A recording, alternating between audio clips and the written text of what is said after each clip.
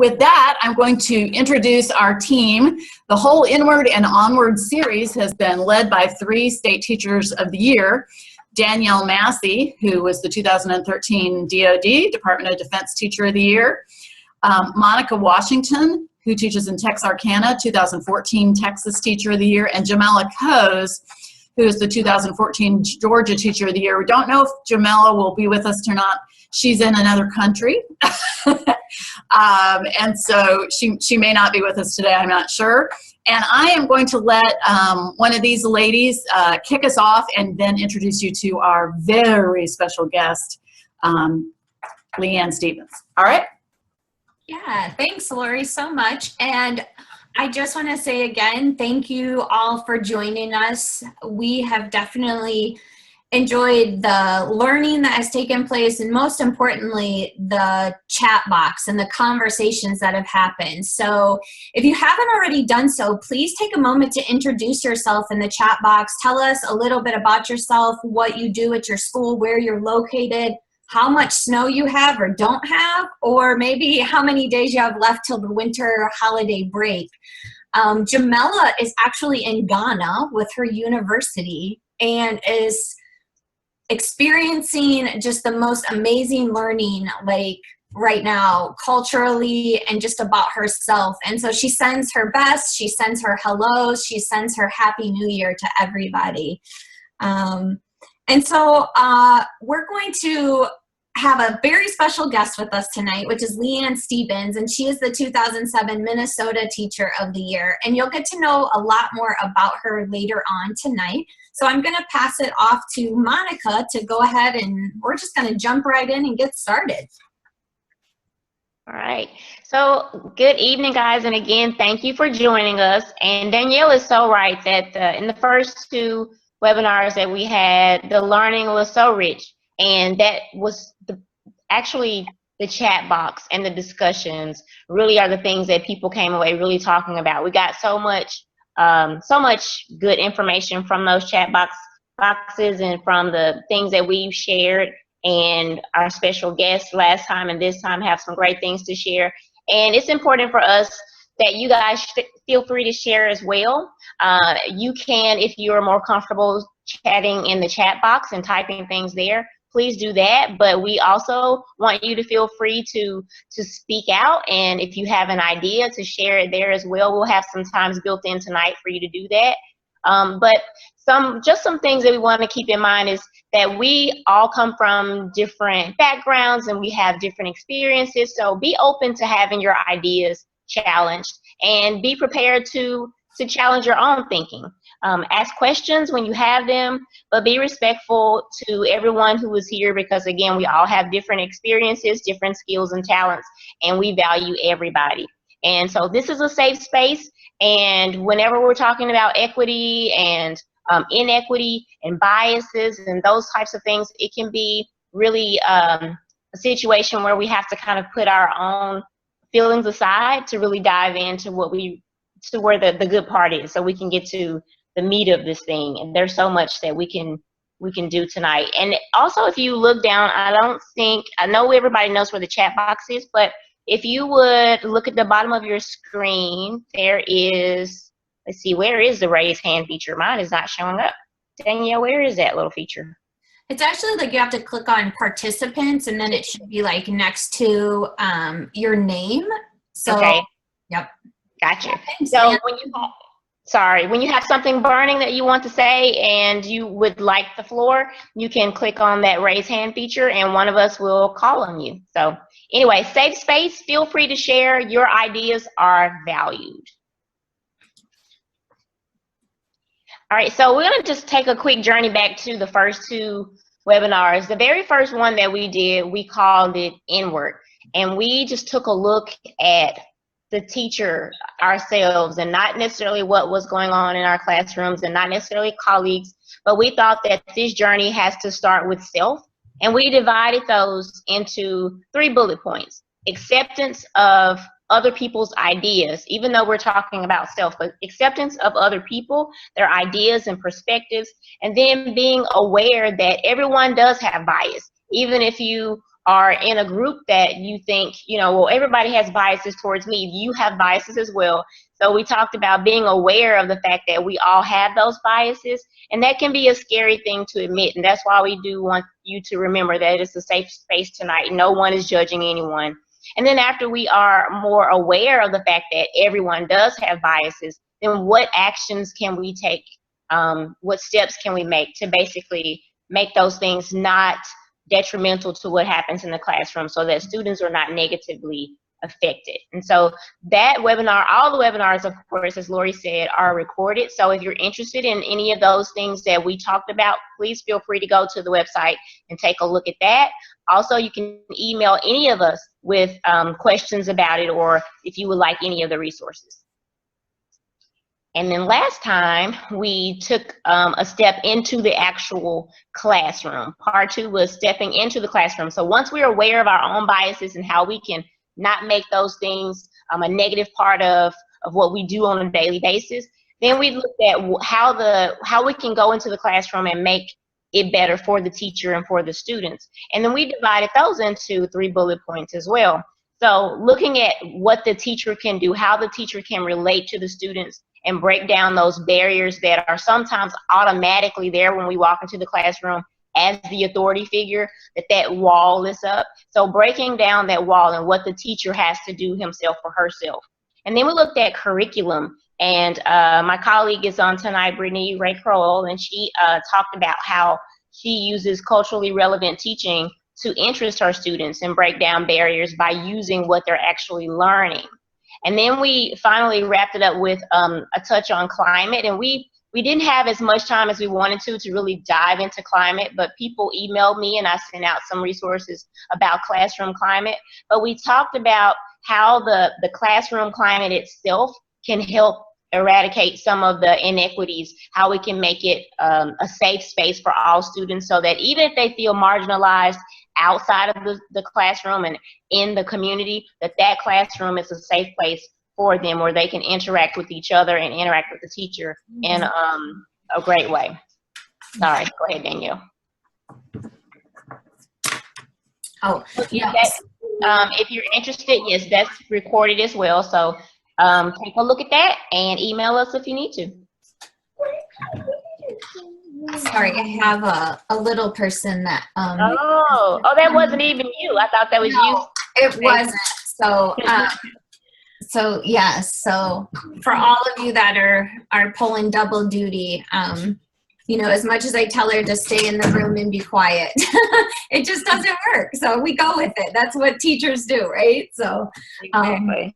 All right. Well, Leanne Stevens, again, she is joining us from St. Louis Park Schools in Minnesota and is a really great friend of ours, a wonderful colleague, and just an advocate, an ally, and an activist for everything around equity. And we just really are thankful that she's joining us tonight. So Leanne, let's just start off by introducing yourself. Tell us a little bit about you, and maybe then we'll get into your position that you hold in the school. Hi, I'm so glad to be here. So I'm Leanne Stevens, and I am in St. Louis Park, Minnesota. It's an inner-ring suburb, so I'm just probably about 10 minutes from Minneapolis. I'm a racial equity coach at St. Louis Park Schools. I've been in education for 27 years, second career. So I used to be an associate buyer for a major department store chain, but so second career educator. And I'm married. I've been married for 31 years. Let's see. Yeah, oh my goodness. That's a long time. And I have 2 children, 25, well, one will be 25 Christmas Day, and I have a son who's 21. And my daughter is going into education. She's getting her master's in special ed. So she's, yeah. And she's a fluent speaker. Of Spanish. Right. Yeah. Amazing. So department store buyer, I didn't know this. So you learned something new about everyone. But what did you start off in education? Were you teaching high school? Or? No. So I started off in elementary. Okay. I started my first teaching assignment was first grade. And what I realized is that they put very new teachers in first grade. Okay. So yeah. There must be some magic about first grade, right? I think we have several elementary teachers on with us tonight, so maybe they can attest to that as well, right? And I'm still licensed in elementary school. I just work in a role at the high school, but I still have my elementary school license. Okay, good. So this racial equity coach position, tell us more about that. How long have you been in that position? Okay, so I've been in the position, this is my second year doing it. Last year, I was a racial equity coach at 2 of our elementary schools. And so this year, I'm a racial equity coach at our high school. And every teacher in my district has a racial equity coach. And this was something that our teachers voted on, that our teachers wanted. And so, because what we were doing wasn't working. And as much as we were working to close our racial disparities in achievement, it just wasn't working. And so we needed to look at something different. And so now they all have a racial equity coach. And what I do is really, I challenge teachers to really look at themselves and their beliefs, because we teach who we are. Whether we recognize who we are or not, we teach who we are. We teach our culture first. And so having teachers recognize what their beliefs are, biases that they hold, being honest about that, and then dealing with it from that standpoint. I also do formal observation, so I help teachers with their instruction as well. And so that's kind of what my role is. I lead professional development, staff meetings, do a lot. And so when you say like the teachers wanted it, was there an event that took place, or was it data that you looked at that said, look, we need to do something different here, what we're doing, what strategy we're using, or? Well, the racial disparities that we have is, the racial disparities that we have is data enough. I mean, that it's, that was the proof. And so that's why teachers wanted something different. We originally had started with just our high school, and it was 4 years ago. And the high school was like, what can we do? We need to do something different. And so our high school decided that they wanted racial equity coaches. And so that's where it started. And then it just spread throughout the rest of our district. Yeah. And so I have like 3 pictures. Do you see those pictures on the screen? And one, I have a racial equity journey or journal. And so teachers use that. So they bring it to like our staff meetings, one-on-one meetings that I might have with them. So they journal, they might get prompts that they have to write about. They may have questions that they want to ask me. And so then they write those in their journal as well. And so it's a really good place for them to keep their their thoughts and questions that they might have, things that come up, have everything all in one space. So so they all have a journal. They're all personalized. So I coach 43 teachers, and I personalize their journal. I put a quote that reminded me of them, actually several quotes on it that remind me of them. And the picture in the middle, it's just, I do what I do because of them. So I always want to be reminded that all of this is about students. It's not about me, it's about the students. And so I want to always remind myself of that. And then I had a note from a teacher, because this work can get really intense and emotional. And so, and I'm not always liked at all times. And so it was just really nice to get a note from a teacher thanking me and, telling me how much I've pushed her to be better. So I really appreciated that. So that's why I put those there. Hey, Leanne, I know that you've got a whole program of what everybody's going to talk about, but I'm interested in knowing, and the group might be also, what are the most common problems you see in your work? Common problems I see in my work would be not allowing all voices to be heard in classrooms.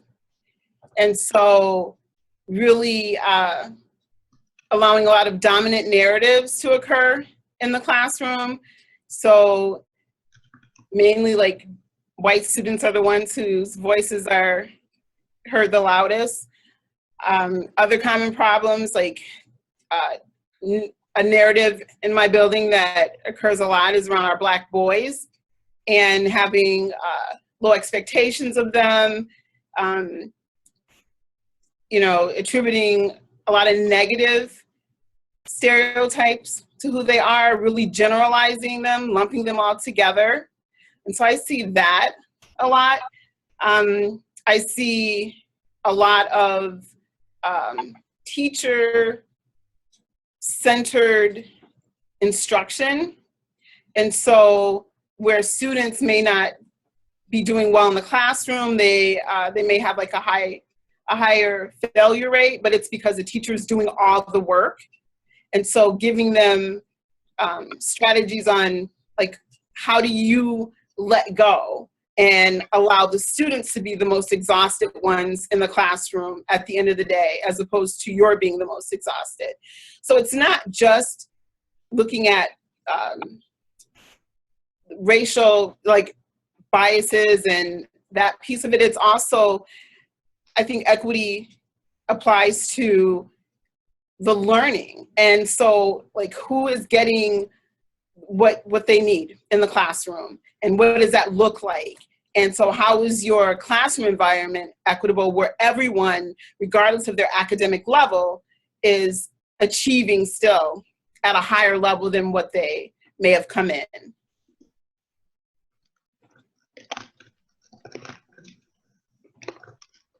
And you have to really build a trusting relationship with teachers, because it does, like, it gets emotional, because you'll have teachers come in and you might have issues where students think that they're racist. And so what do you do with that, right? That hurts your feelings as a teacher. But then I have to talk them through that. And it does, it gets really emotional. And biases come out that they didn't even realize that they had. And so.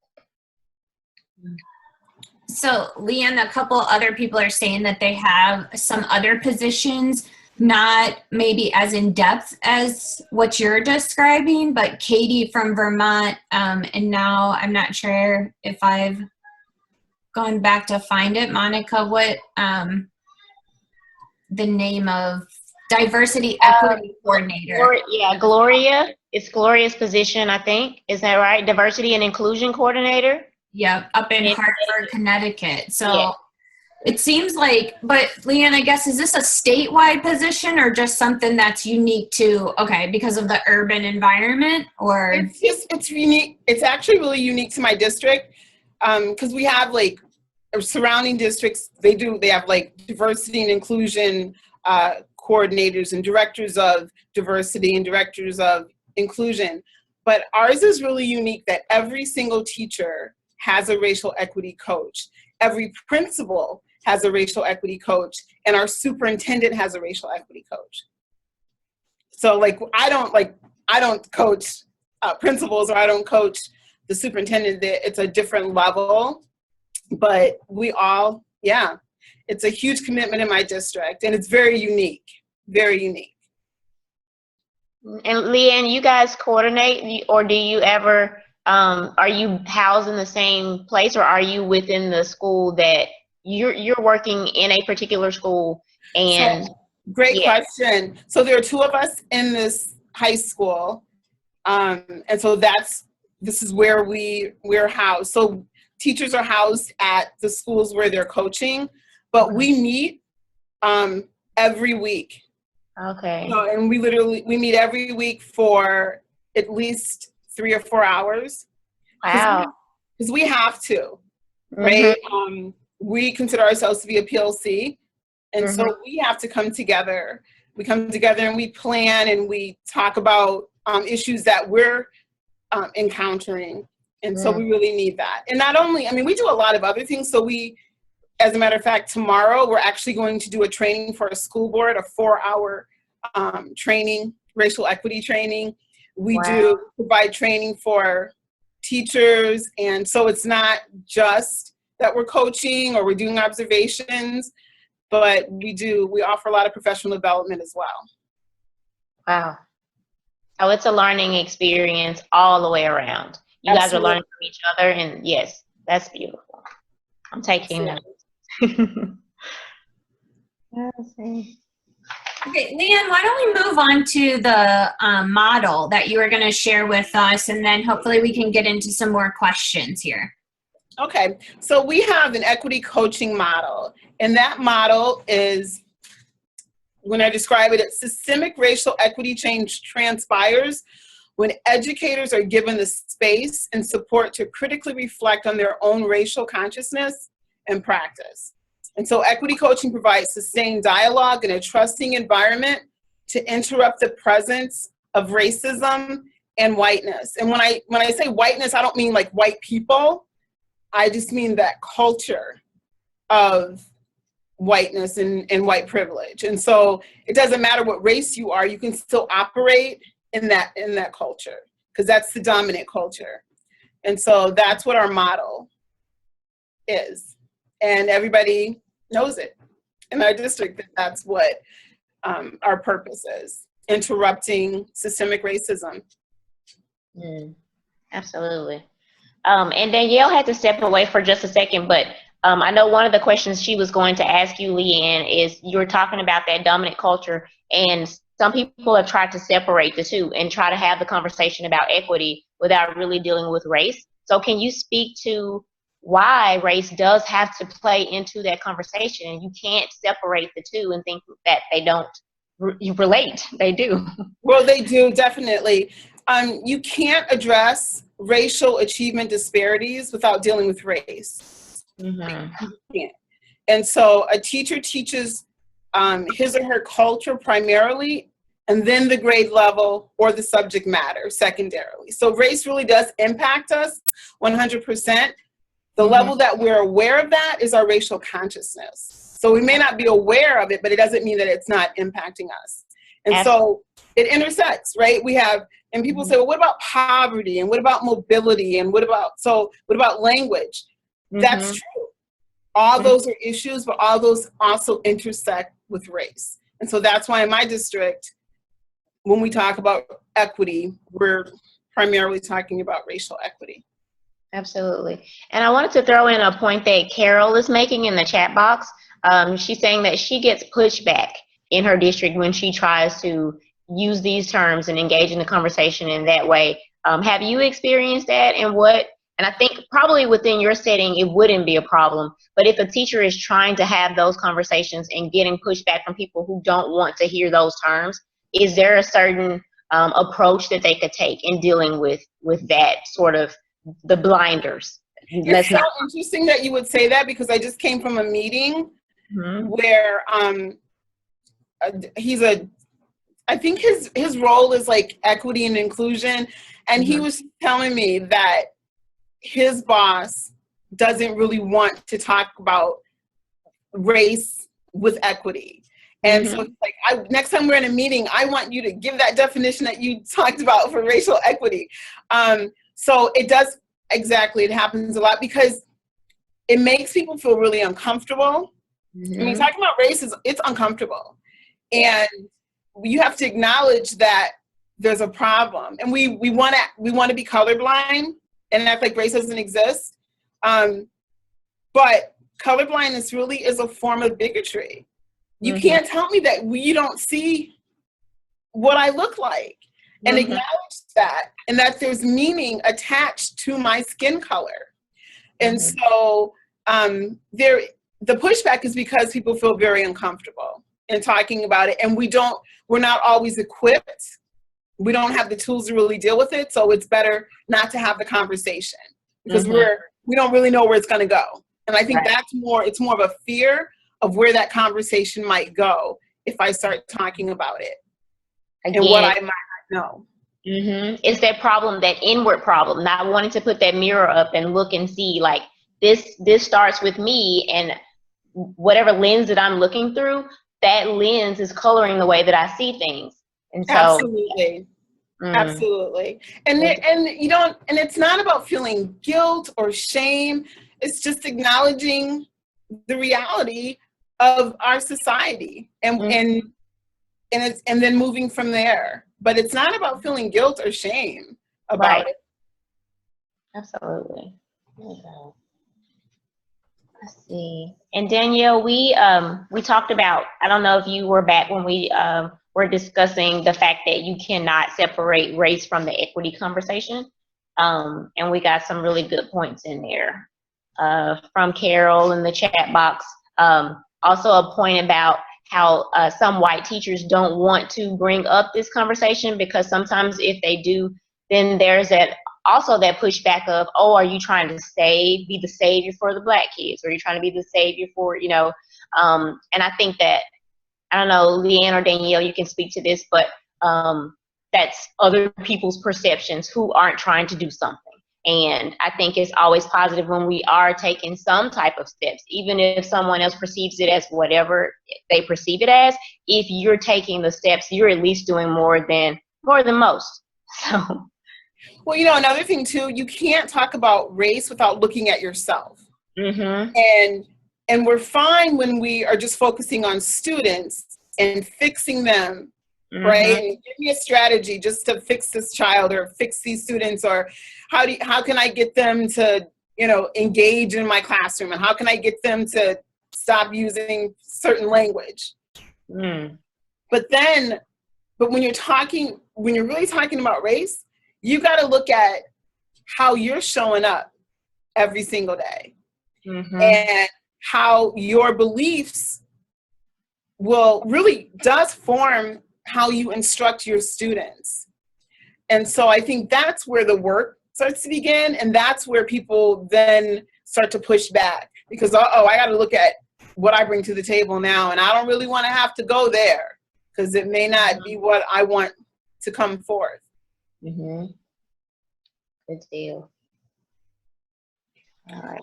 So, Leanne, with that being said, one of the things in the past 2 webinars, one of our goals was to just kind of engage in this discomfort around this conversation and around equity. And we've kind of gone all the way around equity in terms of bias, unconscious bias, stereotypes. We've talked about curriculum, climate, and nowhere in there have we set forth a clear definition of what equity is. Do you have one that you guys use that you could share with us, or others in the chat box that are in similar positions?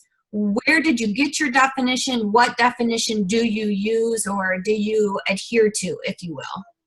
So the definition that we use for equity is raising the achievement of all students while narrowing the gaps between the highest and lowest performing students and eliminating the racial predictability and disproportionality of which student groups occupy the highest and lowest achievement categories.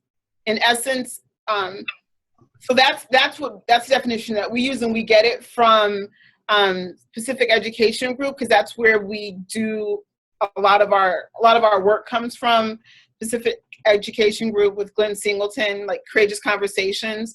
But that's what we use as our definition for equity. But in essence, equity is giving each student what he or she needs to be successful. And it doesn't look the same for every student. And I always like that shoe analogy because equality and equity are not the same. So equality is giving every student the same size shoe. Equity is giving a student the size shoe that fits. And so that's how I like to distinguish those two.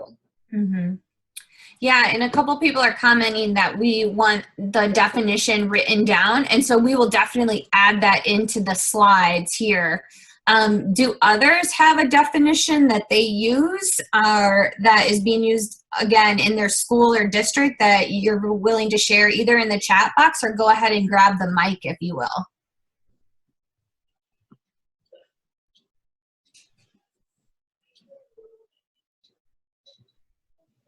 Yeah, Carol, that's a really great point. She says, we can't have equity of voice if we all don't participate in the sometimes difficult conversations.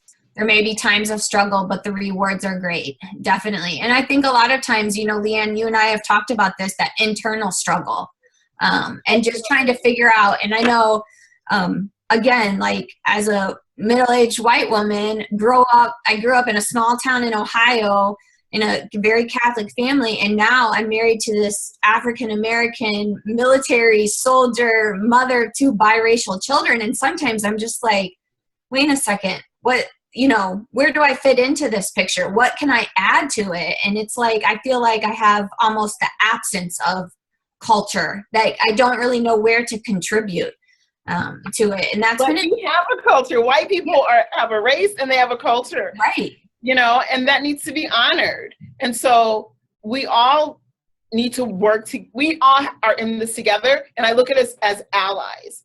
I need because not all of, like, we have 3 racial equity coaches who are Black. We have 1 who's Latino. And then we have 5 who are white.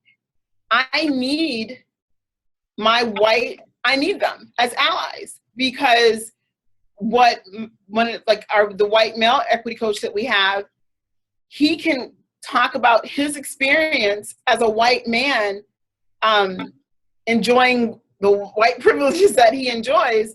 He can talk about that in a way that I couldn't, and he's going to be listened to. Mm-hmm. So we all need to do this work together.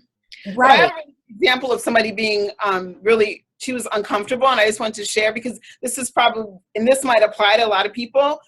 Is it okay? Oh, sure. I share? Yeah. So I had somebody I was coaching last year, and I was in her room, and I noticed that she had these caricatures on her wall of different races. And so I think it was like, and they were multicultural, and she was really proud of them. And I asked her, and so whenever I have a conversation with a teacher, I never go in and say, oh, this, you shouldn't have this, you shouldn't do this. I always will say, can you tell me about this? And so she said, oh, I got these, you know, from an international school I used to teach at. And so she was very proud of them. And one was had a Chinese person with like a stereotype dress. It had somebody from Africa, which I have no idea what, had some big old rabbit or parrot on. I was like, I couldn't even figure that out. And then it had a Native American with some, I don't know what a rabbit, the Native American was, I don't know, but they were very stereotypical. And so I said, can I offer you my perspective? And so that's what I always say, like, can I offer you my perspective? Because it's all about multiple perspectives.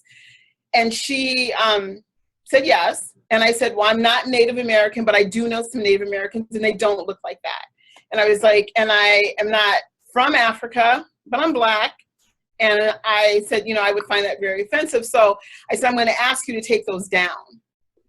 And I will give you images. I will make a set of images for you that reflect your students and reflect different cultures in a very positive, realistic manner. And she started to cry. And tears are okay. And I think that's the thing, what I wanted to get to the point was that it's okay for them to cry. That doesn't stop me from having that conversation. Because what I do is, when she's crying, then my question is, tell me about the tears. Why are you crying? And she said, because I didn't know. And I said, and that's okay. I said, I'm your coach. And that's my job, to help you to know. I said, it's all right.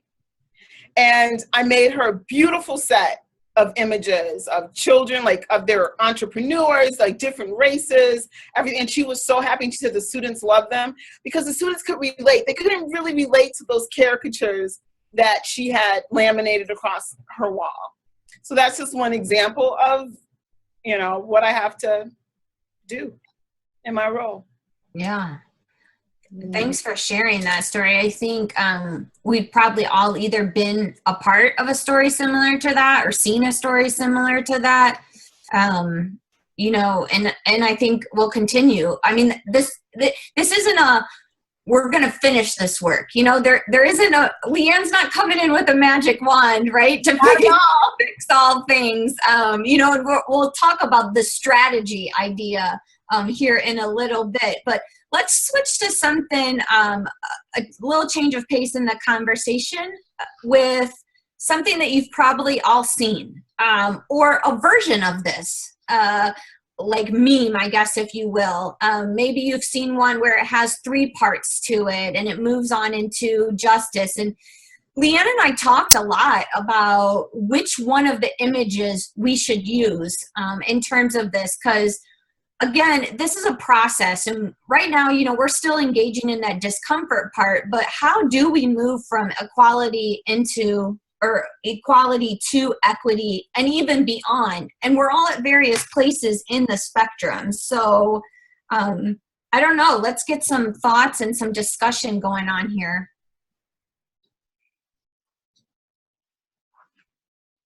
And people can type in the chat box or feel free to speak if you like.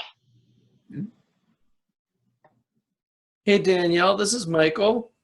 Hi, Michael. Hi, Michael. Hi, everybody. Hey, Michael.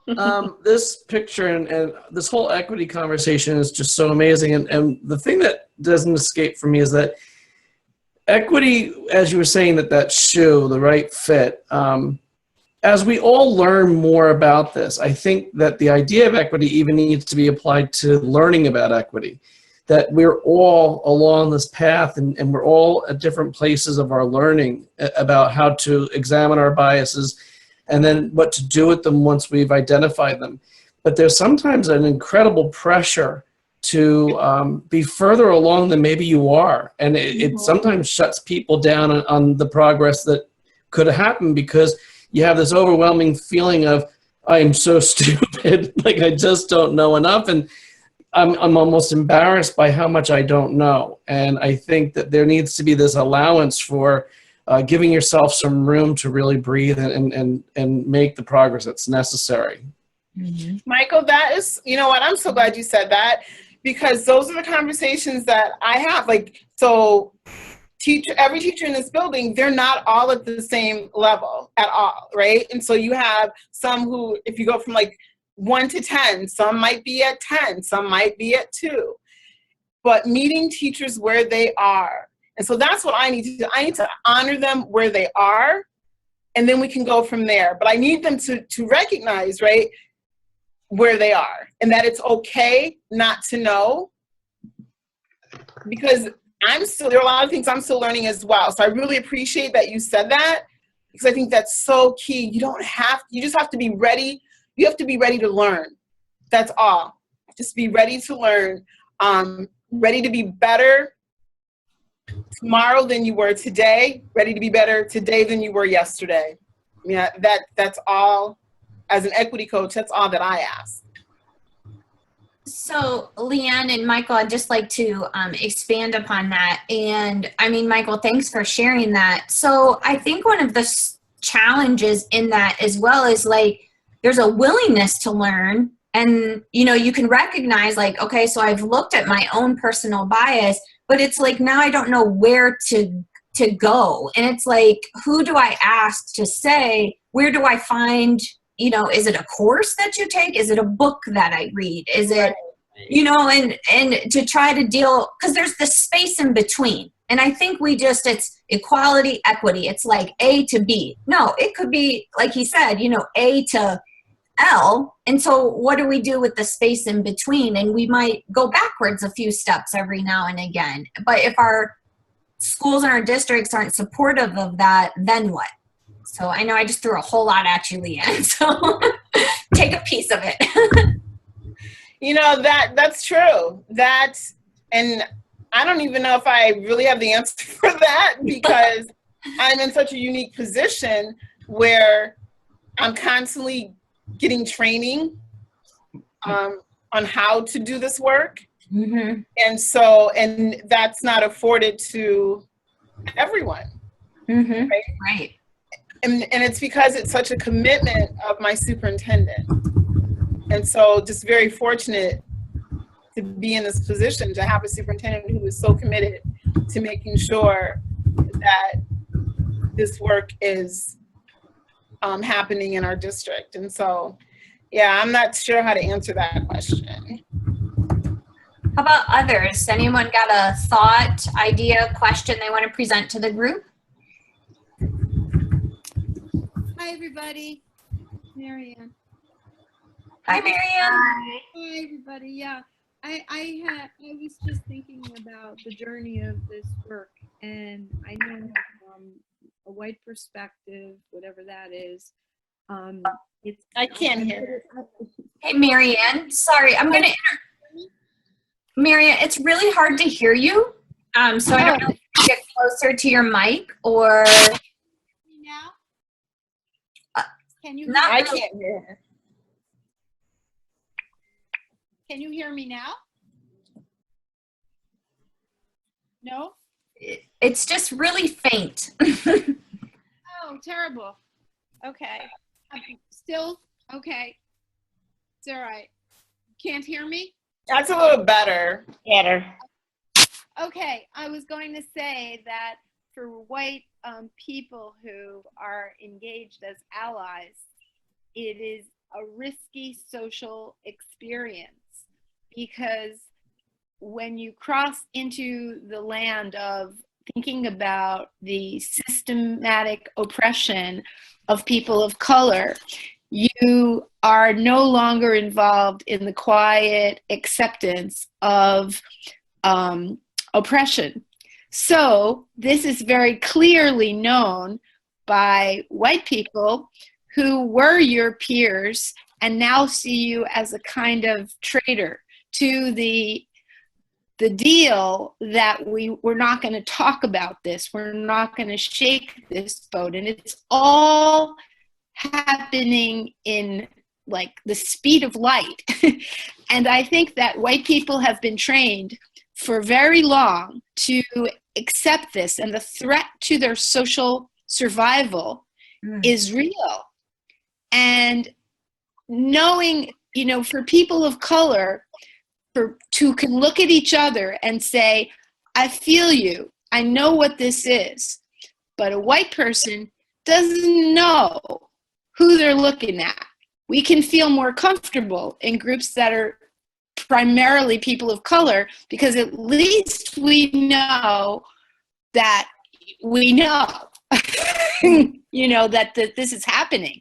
It's kind of like a reality check situation, and it's difficult. And I think that's really a part of bringing more people along, dealing with the risks to social acceptance and status among people who want to do this work. Thank you, Marianne. I couldn't have said it better. Thank you. I appreciate that. Hey, this is Laurie. I did some equity training at the U.S. Department of Education. Arnie Duncan wanted all the political appointees to do racial equity training because if we were saying schools need to be more equitable, we need to be sure we were practicing it.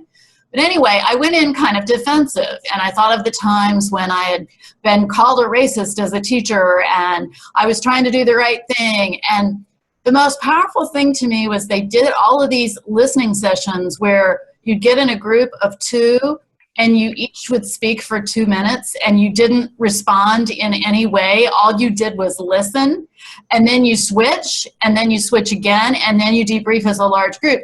And by the end of the first session, and there were 3 and they were 3 hours long, by the end of the first session, I had been very changed because I didn't understand the experiences of other people. And I could even forgive the mother who said I shouldn't have shown glory in the classroom because it was racist to her Black daughter.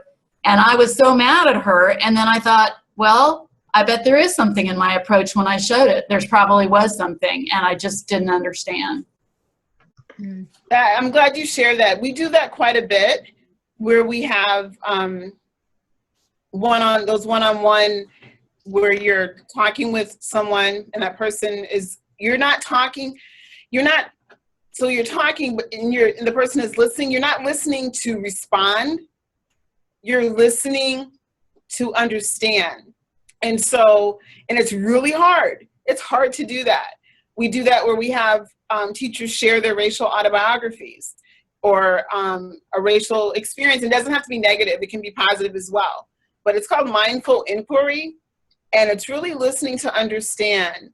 And so I'm glad that you brought that up because it's not an easy task. And then what happens, we'll say you have 2 minutes to talk. If you're done in that 2 minutes, then you don't say anything. Because we get really uncomfortable with silence, but sometimes it's okay not to say anything and just sit in it. for a while and sit in what that person has said. And it can get really emotional. Leanne, you just mentioned mindful inquiry, and then is that part of the courageous conversations, or are you looking at those as two separate buckets? It's kind of two separate, but we kind of melded those things together. Mm-hmm. Because when you're having a conversation there, especially about race, there really is a way to ask questions where the person isn't feeling attacked. And so, but just, tell me more about that. Tell me tell me what you meant by that. Mm-hmm. I heard you, so you repeat. I heard you say, so repeat what the person said and get clarification. Is that what I heard you say? And so can you tell me more about how that impacted you? Right. This is what I heard. And based on what you said, this is what came up for me. Mm-hmm. So, right. Yeah. Right. Well, and I think just like this image alone, to be able to, get a group of people together and find this image or find the similar ones where it does move into where there's no fence at all. Right. Like we said, there, it even gets better than equity, where, there is an offense and everybody has the opportunity and access. So like, where do you see yourself? And, to be able to start having some of those conversations. Right. Absolutely. Yeah.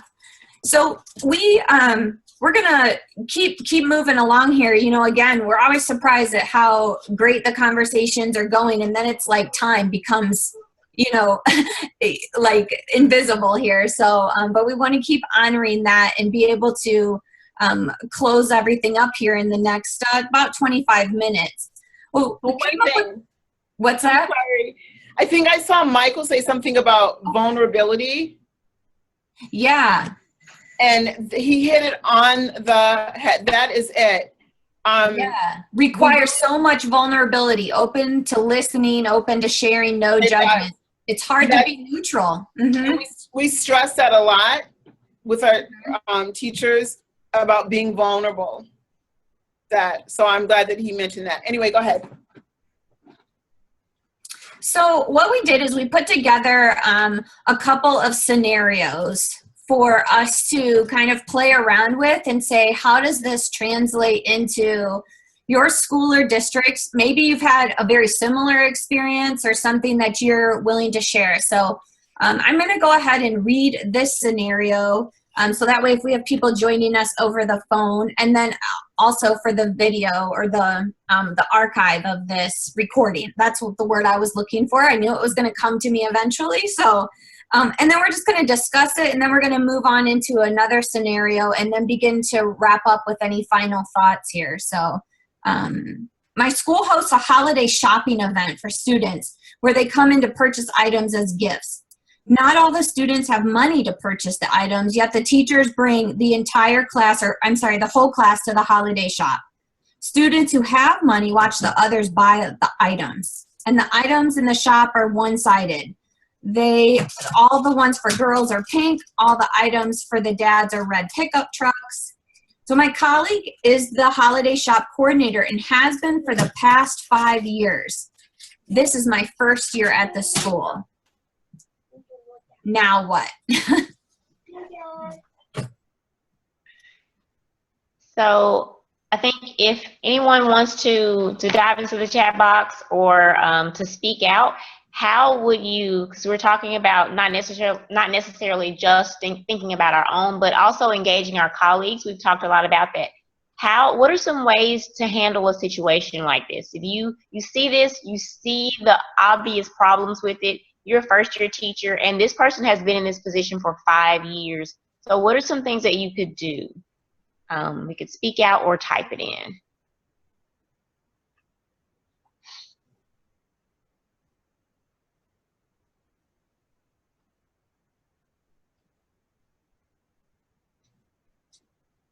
Monica, this is Michael. Sure. Hey, Michael. Hi. My school does this, not in the exact way that it's been characterized here, but Our PTO provides $5 for each student that does not have money to purchase a gift. Also at the book fair, the same is done at that time. So it's something that perhaps you could suggest a source of funds to help students that don't have money. So for that one part of this paragraph scenario, that might be a suggestion.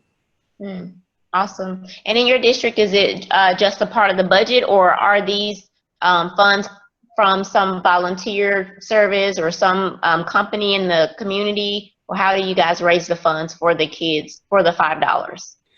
The parent-teacher organization hosts a number of events throughout the year that are fundraisers. One is a district-wide dodgeball tournament that is done that involves teachers, parents, administration. Tickets are sold, and there's also a chef's tour that we just did where they actually raised thousands and thousands of dollars, and then that money is used to pay for a host of class trips, assemblies, and then these types of events where children don't have money to spend at a book fair or at the holiday shopping fair. That's really great. So everybody has a chance to buy something, and that takes that problem right off the table. And let's see, Marianne had a good point where she said, what do you think about diversifying the offerings? Maybe asking that teacher that, and that's, I think, a very non-threatening way of asking it.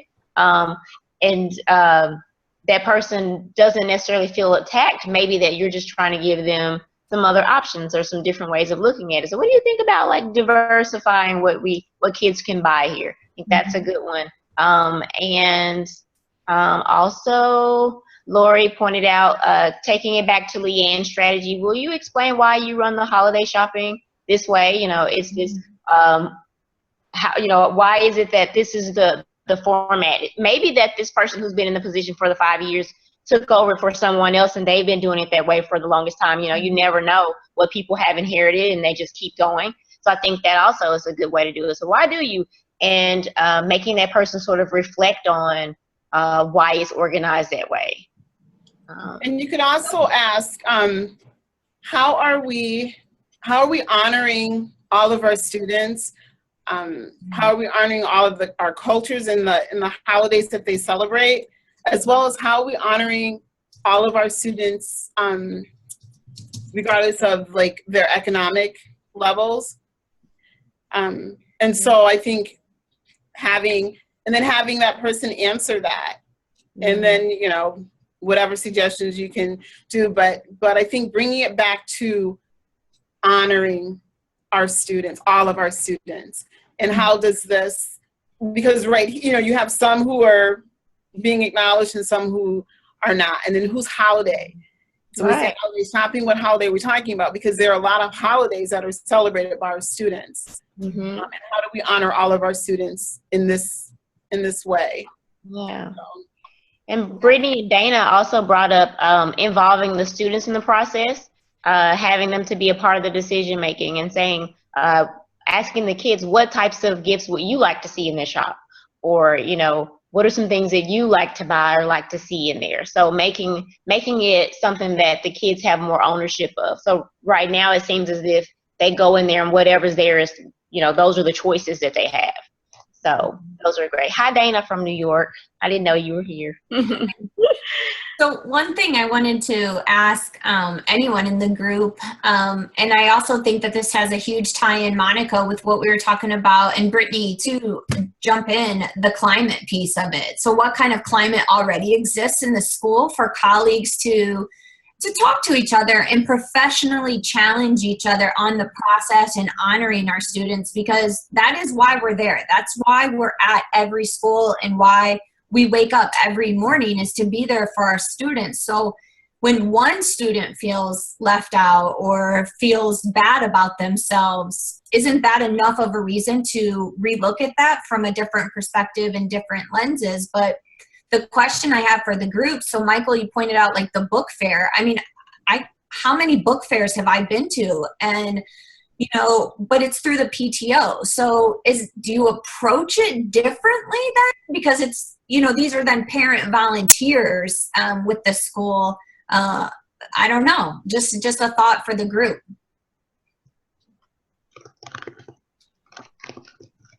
Well, hello? Hello? Hi.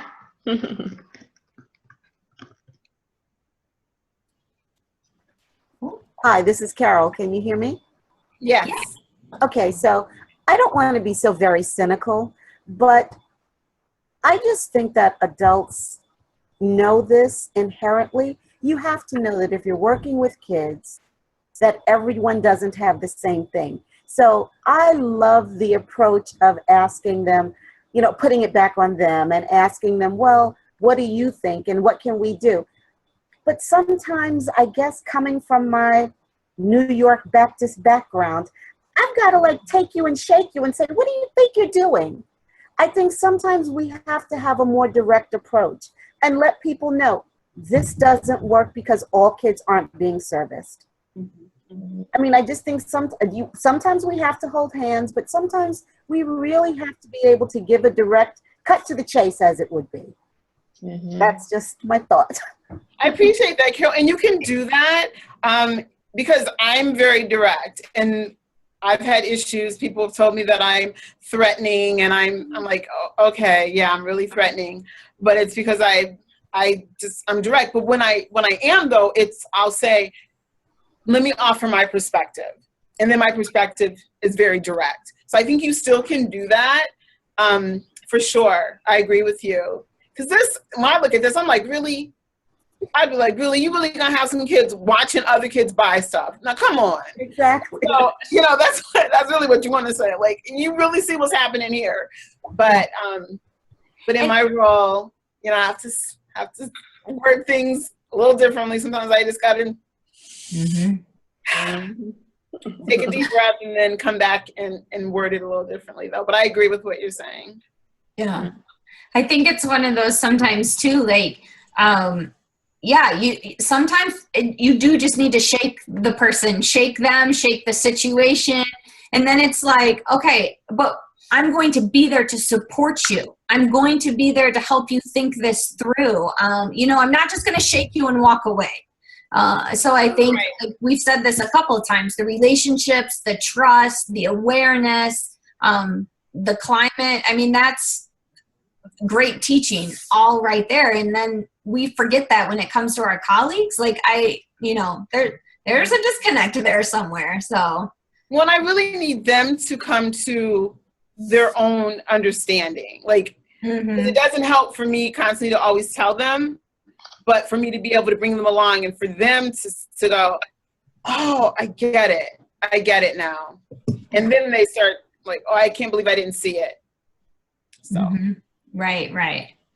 All right, Monica, do you want to present the next one?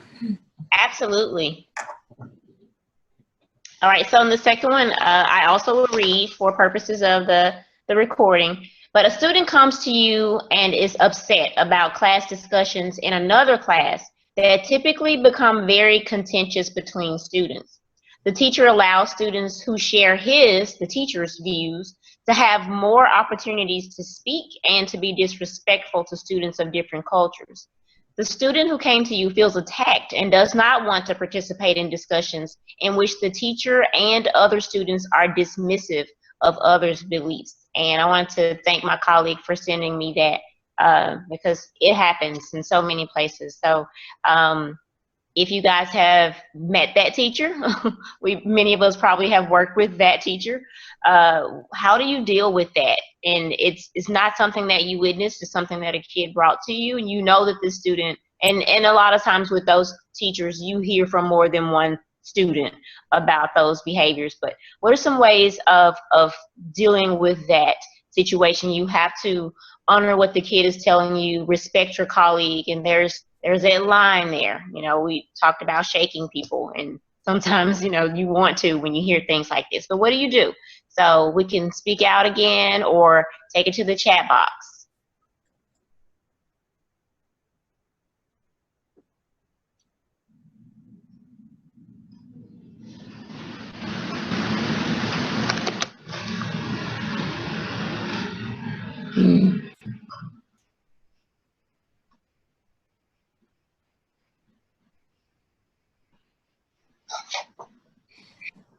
Carol, have you ever had an experience where you've invited someone and they've been even resistant to that? Yes, actually, I'm in a new school now. I've been teaching for 10 years, and I'm in a new school this year, and I have a teacher. We share a wall, and some really sad things go on during his class time. I have invited him in, and he is a 50-something-year-old white male teacher who has been sort of like demoted. He was taken from the high school because he could not handle the children there. So he's now teaching 6th grade global history. And I've invited him into my room, and he is very nice, but resistant to come. And so I had to ask him, well, have you reached out to parents?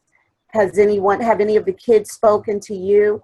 I let him know that kids are uncomfortable, but he is still reluctant to come into my class until an AP went to him and said to him, maybe you need to go look at another teacher's room and see how they're dealing with it.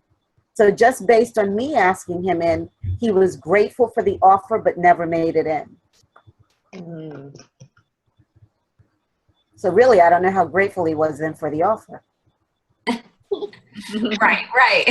But you made the offer, so I think that says a lot.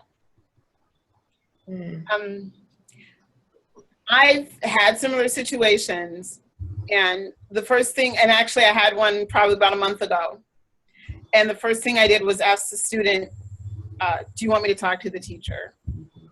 Especially if a student comes to me, I want to offer that to them first. I don't want to go and say something without the student, and this is like high school, so, and she was like, absolutely. So when a student says, yes, I want you to talk to the teacher, then you know it's gotten bad. And so I did reach out to the teacher. He was willing to talk, but he wanted to have the student in the conversation. And I asked the student, she said yes, she'd be a part of it. And we had a conversation.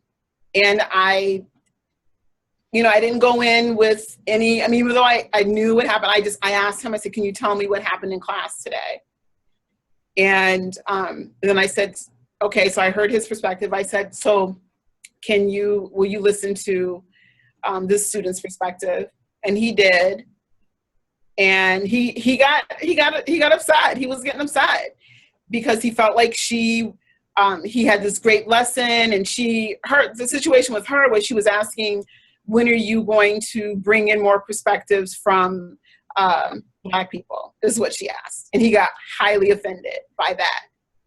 And so he said, I was making a point. I had a lesson I was going to explain at the end where I was going with this. And I said, what would it have looked like for you had you said to her then what you're saying right now?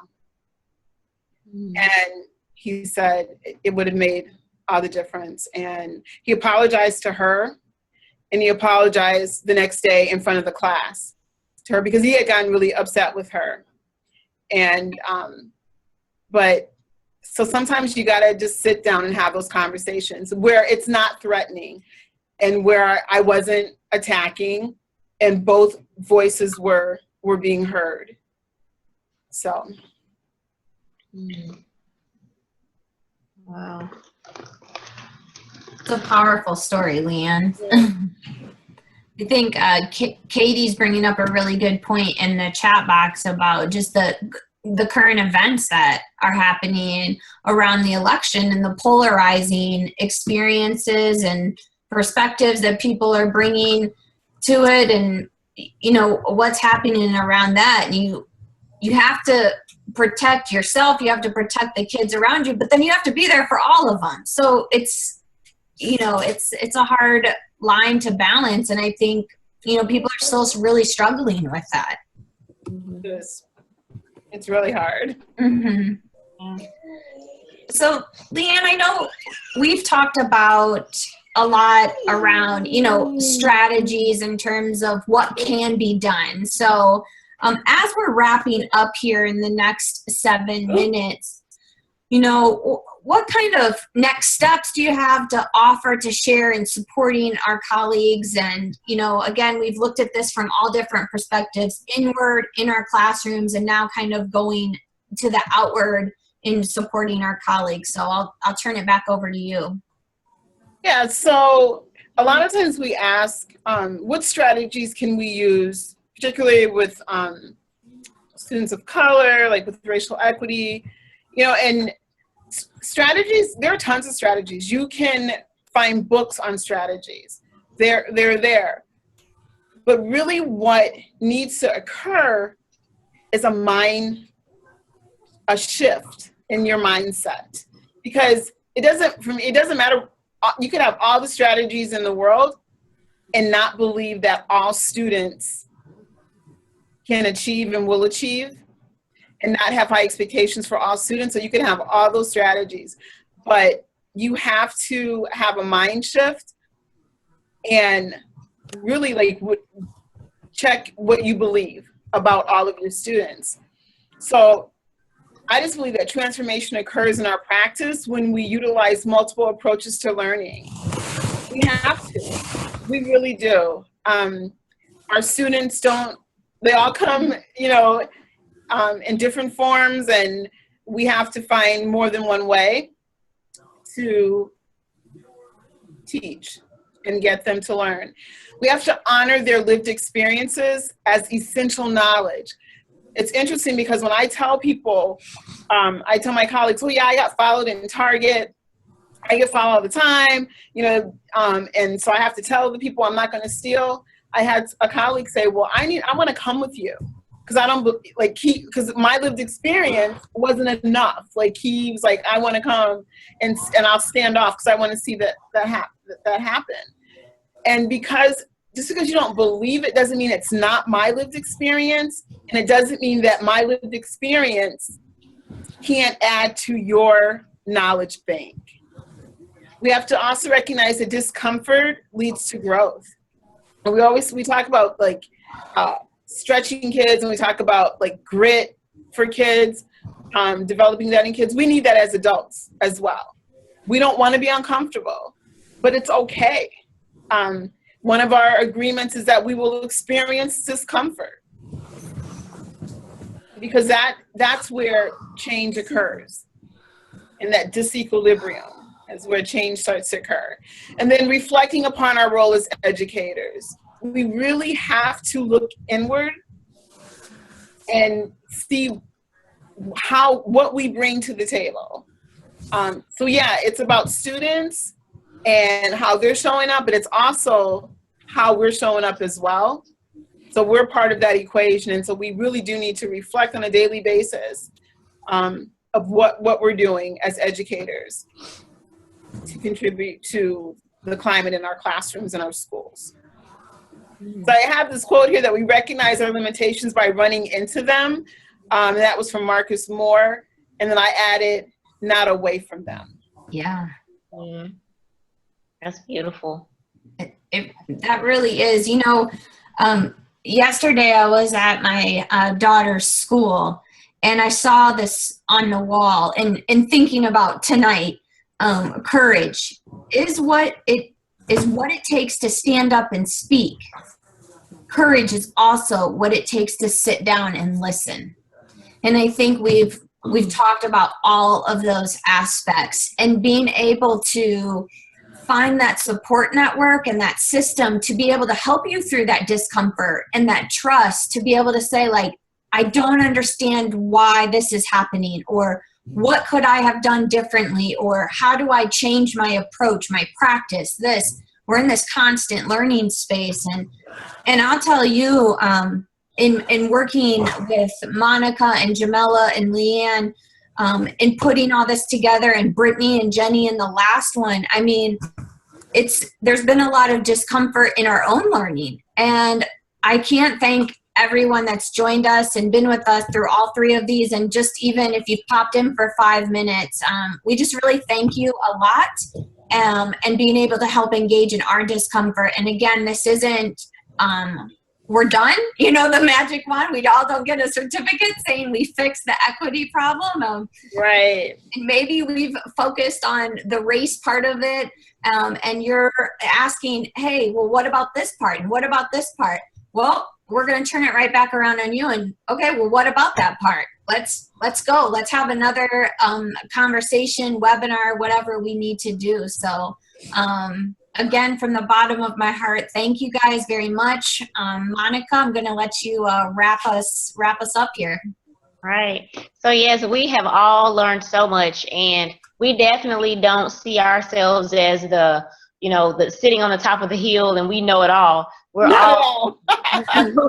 I have come away from each webinar with so many ideas, and there's a reason that the word onward is last in our title, right? Because we keep stepping, we keep moving forward, we keep revising ourselves and revising our perspective, and listening to other people's perspectives. And I think that's the way that we get better at this. So thank you to everybody who helps. Thank you, Brittany. Thank you, Leanne, and my colleagues, Danielle and Jamila. It's been amazing. And we just wanted to remind you that you will get a survey really soon from Lori. And please take it and be honest. The conversations have been so rich. We definitely have not covered everything, but we hope that we have given you something to think about, something to go back and reflect on and share with other people. We hope that you find our resources helpful. Leanne put together a really brilliant reading list for you. And I'm about to dive into some of these just as soon as my Walden class stops kicking my butt. But these are great.